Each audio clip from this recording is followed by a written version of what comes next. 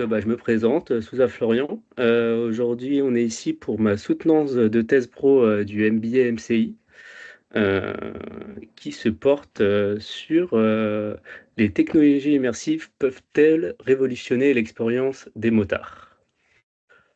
Donc pour cette thèse, je suis parti d'un constat où la moto n'est pas seulement un moyen de transport, mais une véritable passion pour des millions de personnes à travers le monde. Procure un sentiment de liberté unique et une appartenance à une communauté. Cependant, cette passion s'accompagne de risques importants. Les motards sont parmi les usagers de la route les plus vulnérables. Ils représentent environ 30% des décès sur les routes, selon l'Organisation mondiale de la santé. Bon, ce chiffre est alarmant, mais il souligne surtout l'urgence de trouver des solutions pour améliorer leur sécurité. Les formations actuelles, bien qu'efficaces pour enseigner les bases de la conduite, hem, manquent de réalisme et n'abordent pas de manière, on va dire immersive les situations, critiques, et imprévues, de la route. Donc c'est dans ce contexte que ma thèse explore, la question suivante: les technologies immersives comme la réalité virtuelle, augmentée et mixte peuvent-elles révolutionner l'expérience des motards? Mais mon objectif est d'examiner comment ces technologies peuvent améliorer la formation, la sécurité et l'usage quotidien de la moto. Donc, pour bien comprendre, l'importance, et le potentiel des technologies immersives pour les motards, il est crucial de dresser un état des lieux et des enjeux actuels, liés à la pratique de la moto. Donc le marché mondial de la moto connaît une croissance, impressionnante et attire de plus en plus de passionnés, surtout du coup grâce à son sentiment de liberté qu'elle procure et l'appartenance de cette communauté. Donc le problème, c'est que cette passion, elle s'accompagne des risques, importants, surtout en sécurité routière. Donc les motards, ils sont décrits comme les usagers les plus vulnérables, sur la route et pourtant ils ne représentent qu'une petite portion du nombre total de véhicules en circulation. Heu, à l'image de la France où, les motards, partie de 2 des usagers de la route, mais 22 des accidents mortels. Donc les accidents de moto, ils sont souvent, la conséquence de différents facteurs. D'abord, on a le manque d'expérience des motards, principalement et en particulier, du coup, chez les jeunes conducteurs, qui est un facteur de risque majeur. Il manque de compétences techniques, et de connaissances, sur les réactions appropriées en fin de compte et à adopter en situation d'urgence, ce qui augmente, directement le risque d'accident. Ensuite, on a l'inattention des autres usagers de la route qui est une cause fréquente, et qui implique les motos. Du coup, les motos, par leur taille qui est réduite et leur agilité, sont souvent mal perçues par les automobilistes, ce qui conduit à des situations dangereuses et accidents sont souvent attribués à des erreurs de jugement, de distance, de vitesse ou, une mauvaise, attention. Les conditions routières et météorologiques aussi sont défavorables et augmentent également les risques. Parce que contrairement aux voitures, les motos, sont beaucoup plus sensibles aux changements, que ça soit aux changements, climatiques, aux changements, de route, des chaussées glissantes, des obstacles sur la route ou par exemple de la pluie, du verglas ou des vents latéraux, peut facilement, déstabiliser une moto, à la différence de, des voitures, et provoquer derrière des accidents graves. Donc la moindre erreur de conduite dans les telles conditions peuvent avoir des conséquences, dramatiques. Donc les comportements risqués des motards aussi sont, un des principaux facteurs. Bon, les excès de vitesse, la conduite sous influence, l'alcool, les drogues, le non-respect des règles de sécurité, aggravent encore le problème. Donc face à ces défis, les formations actuelles pour les motards représentent des limites significatives. Elles reposent principalement sur des cours théoriques, et pratiques qui apprennent les bases de la conduite de la moto, les règles de sécurité et quelques techniques pour gérer, des situations d'urgence. problème, c'est que ces formations, elles restent insuffisantes, pour préparer les motards à affronter, les réels dangers, de la route. Le manque de réalisme dans ces formations, c'est un problème majeur. Les apprentissages se déroulent souvent dans des environnements contrôlés, et prévisibles, heu, où les scénarios dangereux sont rarement, voire jamais reproduits. Heu, Par exemple, il est difficile, même, impossible de recréer des situations de circulation, dense ou des conditions météorologiques, extrêmes ou de simuler, des comportements imprévisibles des autres usagers ou même, des chaussées, glissantes, comme on a l'habitude de croiser. Hem, de plus, les formations actuelles ne peuvent pas reproduire, efficacement le stress et l'adrénaline, qu'on peut avoir lorsqu'on se retrouve face à une situation d'urgence. Lorsqu'un apprenant se trouve dans un environnement prédictible et sécurisé, ses réactions diffèrent considérablement de celles qu'il pourrait avoir en cas de danger réel. Donc, toutes ces statistiques alarmantes sur les accidents de moto, combinées aux limites, des méthodes de formation, que l'on a actuellement, elles appuient, le besoin urgent, de trouver des nouvelles approches pour améliorer la sécurité, de ces motards. Donc, les technologies immersives ici apparaissent comme une réponse prometteuse à cette problématique, parce qu'elles peuvent offrir des outils innovants capables de révolutionner la manière dont les motards se forment et interagissent avec, leur environnement. Donc on va faire rapidement un petit arrêt sur, les technologies immersives. Donc ici, les technologies immersives, elles regroupent, 3 grandes catégories. On a la réalité virtuelle, la réalité augmentée et la réalité mixte. Donc ces technologies, elles sont en constante, évolution et offrent, des possibilités innovantes pour transformer, ici la formation, l'expérience utilisateur et même la sécurité, des motards in fine.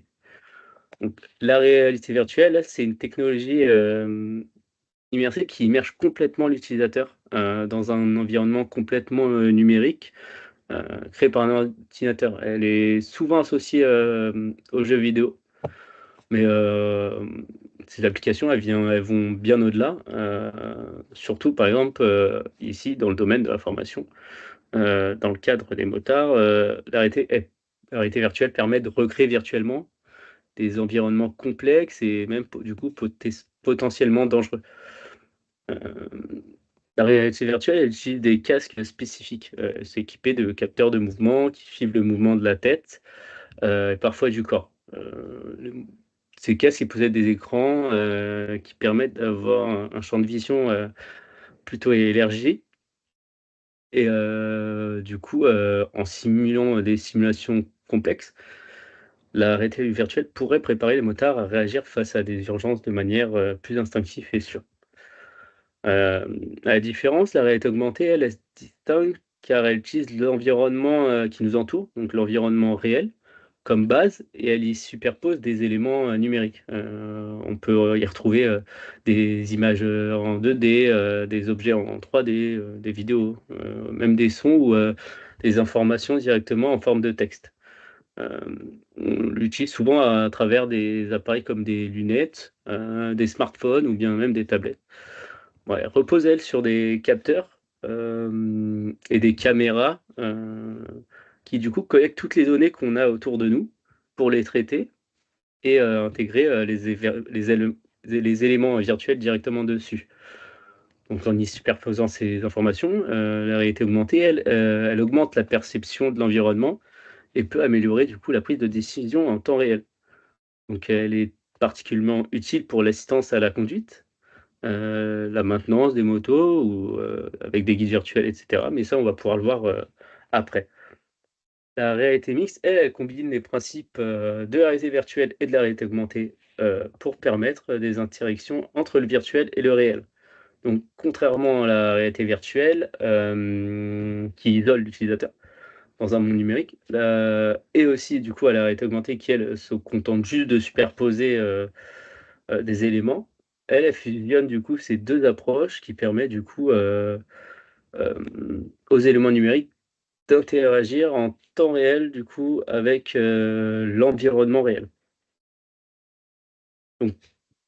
Donc, en conclusion, ces technologies immersives vont pouvoir offrir des moyens novateurs d'aborder la formation, la personnalisation jusqu'à l'utilisation des motos. L'un des domaines clés, où les technologies immersives peuvent apporter des changements significatifs est celui-ci des essais moto et de la formation. Hem et en f en soi, du coup, des simulations immersives. Hem, Traditionnellement, normalement, quand on teste une moto, ça nécessite des ressources importantes, des espaces, sécurisés ou bien, présentent des risques pour le conducteur. Les simulateurs immersifs, eux, heu, les simulateurs, eux, peuvent changer cette dynamique, en permettant de recréer virtuellement directement, des environnements de test sans les contraintes, du monde réel. Donc, les simulateurs de réalité virtuelle, ils peuvent recréer des scénarios variés comme, des circuits de course, des routes de montagne, heu, des terrains accidentés et cetera. Elles permettent de tester en fin de compte la moto dans des conditions spécifiques, comme des, virages serrés, et cetera. Mais du coup, tout ça en prenant en compte les paramètres comme, la traction des pneus, l'aérodynamisme et la réactivité des suspensions. Donc un de ses grands avantages est la possibilité de fournir des retours en temps réel, sur les performances, et sur les réactions des pilotes. Donc, les simulateurs, ils peuvent analyser la force appliquée, par exemple, lors d'un freinage, la distance de freinage, la stabilité de la moto, ce qui offre en fin de compte des données précises pour améliorer sa conduite, mais aussi pour les constructeurs, derrière. Hem, Ils peuvent, à la finale, réduire aussi également les coûts pour les fabricants qui peuvent tester différents modèles et configurations, sans frais, supplémentaires, surtout liés à la logistique. Bon, pour les clients, ça offre une possibilité de tester plein de motos, plein de scénarios différents, tout dangereux et sans avoir besoin de le recréer dans la réalité. Enfin, bon, pour permettre, une personnalisation poussée, les motards peuvent tester aussi différentes configurations sur leur moto, en modifiant les réglages de suspension, en changeant les pneus, en ajustant la position du guidon. Bon, ça va nous permettre d'adapter la moto au style de conduite de chacun et du coup avoir une meilleure, expérience d'achat. Après, la technologie immersive ne se contente pas des simuler des essais, mais aussi du coup a également un potentiel encore plus immense pour la formation des conducteurs. Les simulateurs, immersifs, ils offrent un environnement sécurisé où les motards peuvent pratiquer des scénarios de conduite réalistes. Donc par exemple, ils peuvent, s'entraîner à conduire dans des conditions météorologiques variées comme la pluie, la neige ou le brouillard, dans des environnements qui sont souvent difficiles, même, impossibles à créer, dans des formations traditionnelles, tout en étant, sécurisés. Hem, Ces entraînements comme, les freinages brusques, les manœuvres d'évitement ou les pertes de contrôle, ils peuvent être répétés de manière sûre et sécurisée, et du coup permettre de développer à la finale, ces réflexes, et réduire en fin de compte le stress lorsqu'il va se retrouver face à cette situation, lorsqu'il sera sur la route. Donc ils peuvent offrir une personnalisation adaptée au niveau de chaque conducteur. Un novice pourra s'exercer sur des scénarios de base, tandis qu'un motard expérimenté pourra affronter des situations un peu plus, complexes. Ils peuvent, fournir un retour, instantané sur les performances, indiquer comment le conducteur peut améliorer, sa technique, corriger ses erreurs, renforcer ses compétences. Donc les avantages de ces formations sont nombreux. Améliorer les réflexes, gestion du stress, augmentation de la confiance du conducteur, tout ce qui aurait pu prendre, par exemple des années, heu et du coup, exposer les motards à des situations variées, réalistes. Hem Et du coup, in fine, de préparer le conducteur à faire face aux imprévus de la route. Donc derrière aussi, on a la personnalisation grâce à la réalité augmentée. Ce que vous pouvez voir ici, là, c'est une vidéo, bon, on est vraiment sur, du prototypage, d'étudiants en école, heu, mais on a un aperçu de ce que pourrait être, la personnalisation des motos grâce à la réalité augmentée. Du coup, en utilisant des applications sur smartphone, tablette ou lunettes, les motards ils peuvent visualiser directement, modifier leurs caractéristiques de leur moto en temps réel. Ils peuvent tester différentes peintures, ajouter ou retirer différents accessoires comme des porte-bagages, voir comment ces modifications affectent l'apparence, et la fonctionnalité de leur véhicule. Bon, dans un avenir proche, il sera possible pour les clients dans les conditions d'utiliser des lunettes de réalité augmentée pour voir sous tous les angles les modifications qu'ils veulent apporter, comme on voit déjà aujourd'hui dans le monde de l'automobile chez certaines marques. Ensuite, l'usage quotidien des technologies immersives ne s'arrête pas à la formation et aux essais. On peut du coup, enfin ces technologies peuvent influencer directement l'expérience quotidienne des motards. Les caisses à affichage tête haute, par exemple. Bon, on a eu beaucoup de premières sorties qui étaient vraiment pas à la hauteur de ce qu'on pourrait peut-être avoir plus tard, car ils ont voulu faire un duplicata de ce qui se faisait sur le monde de l'automobile, en essayant de faire des CarPlay directement dans des casques. Sauf qu'en utilisation réelle, il y avait rien de très pratique ou rien d'intéressant, pour le motard. Hem, les nouveaux, prototypes actuels, comme le casque, Aegis Rider que vous pouvez voir là, qui est encore en prototype et en essai, ils vont un peu plus loin, vont plus loin tout en étant un peu plus simplifiés. Ils intègrent des fonctions similaires à des jeux vidéo, comme des points de freinage, des trajectoires optimisées, des alertes de danger sur la route. Ça aide le motard à anticiper ses virages, à ajuster sa conduite en fonction des conditions et à réagir plus rapidement aux obstacles. Donc, ce système d'assistance en réalité augmentée peut réduire également les distractions, comme nous on a l'habitude d'avoir avec un téléphone au guidon. Heu, Pouvoir éviter du coup de ne plus avoir le regard directement sur la route et du coup détourner son attention. Donc elle y intègre des alertes de sécurité visuelle, et du coup ces systèmes permettent de repérer les obstacles, les véhicules dans les angles morts ou même d'améliorer la perception globale du conducteur. D'un autre côté, on a aussi l'utilisation dans la maintenance et dans l'entretien des motos. Peut être un aspect essentiel lors de l'utilisation quotidienne de sa moto. Hem, Elles peuvent apporter des solutions assez innovantes pour rendre ces tâches plus accessibles et moins sujettes aux erreurs. Parce que grâce à la réalité augmentée, les motards pourront bénéficier d'instructions visuelles détaillées qui sont superposées directement sur les composants de la moto pendant la maintenance. Par exemple, en utilisant une tablette ou des lunettes de réalité virtuelle.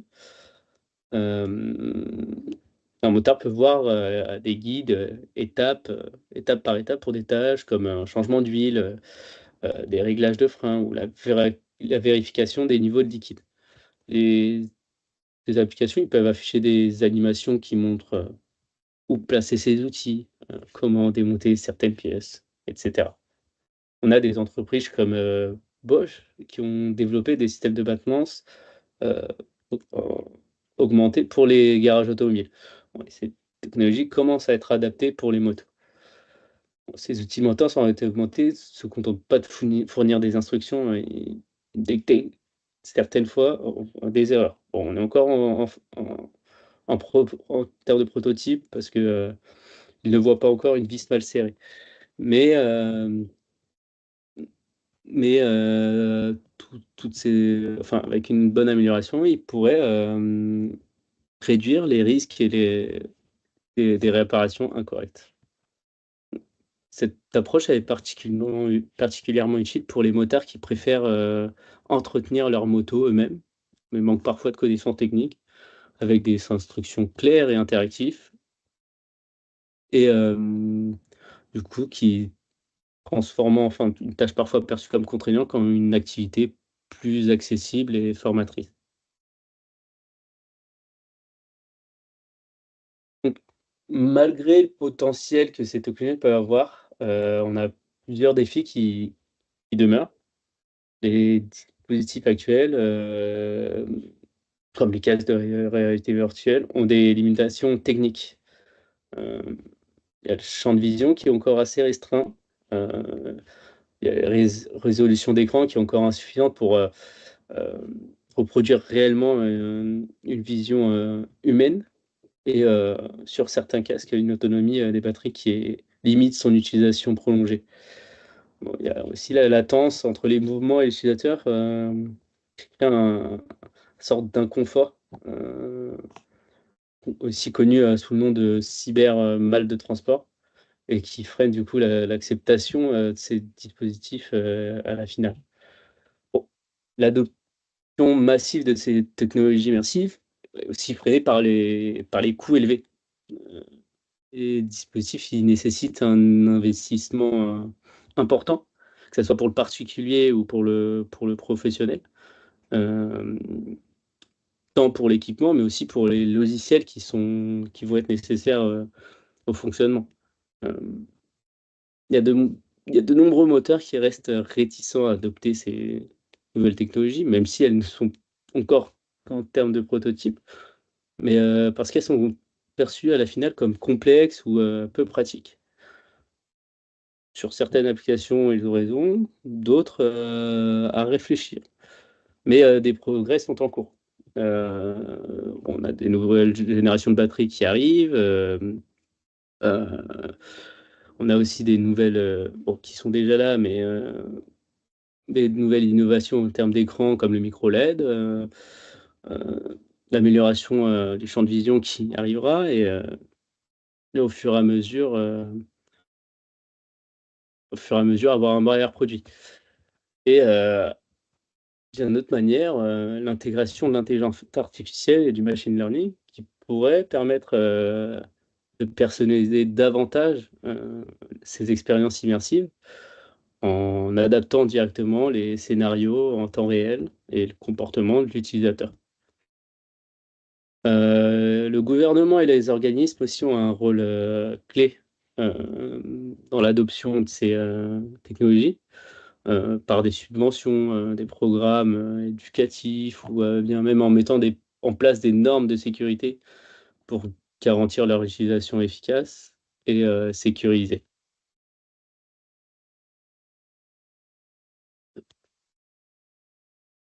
Conclure, les technologies immersives ont le potentiel de révolutionner, l'expérience des motards, en améliorant que ça soit la formation, la sécurité, l'usage au quotidien, de la moto.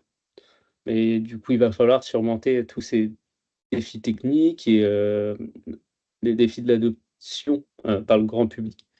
Parce que ces innovations, elles peuvent rendre la pratique de la moto plus sûre et plus immersive, qui permet ainsi aux motards de profiter pleinement de leur passion, tout en espérant réduire, les risques associés. Donc il est essentiel de continuer à promouvoir et à développer ces technologies, bon, pas seulement pour le marché de la moto, mais plein d'autres marchés, possibles, mais aussi pour créer un futur plus sûr pour tous les passionnés de moto.